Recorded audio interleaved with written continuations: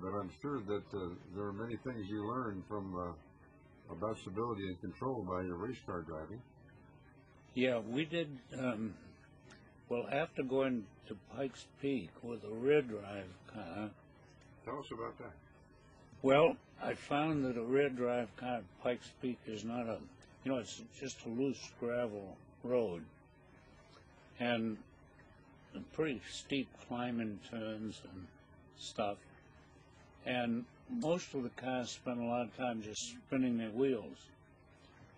So I thought about that, and I investigated, and I found that the four-wheel drive company in Clintonville, Wisconsin, which is pretty close to Oshkosh, had a four-wheel drive race car which they had raced at Indianapolis for a number of years with, well, considerable success. I think they'd finished third or fourth.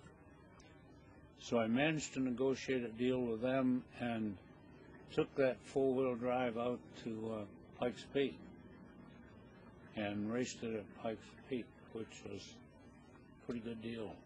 Yes, sir. For somehow I remember my father had a picture of that race, and it said Pike's Peak or bust. Yeah. That was a famous phrase back in the day. Yeah.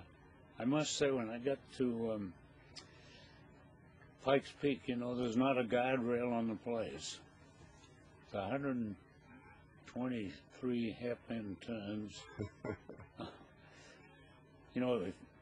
I guess if you ran off, they wouldn't bother to look for you. It's so steep. But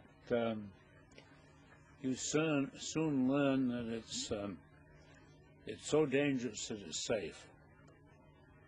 People drive usually fairly conservatively. It's too far down to make a mistake. Yeah, pretty high, 14,000 something feet. So you have to go from your engine really gets a workout in atmospheres then. Yeah, we had, when we took the Bugatti out, which had fixed jets in the carburetor, we did a little calculation. We figured that as we got higher, we would want to have smaller jets. And so we made up several jets of different sizes. And when I got on the hill, we very soon found that the sea level ones didn't work well at all, so we put in the next size.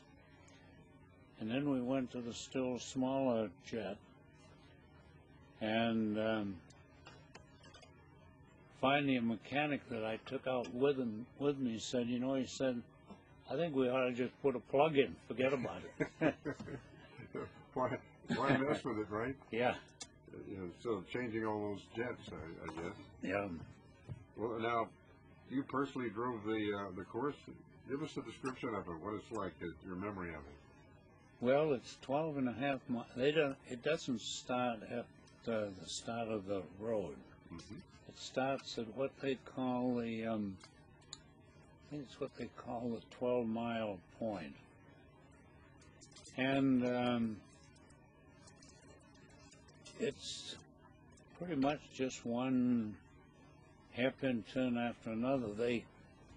Some of them are single hairpins, and then there's some others that are close together. They call them the W's, and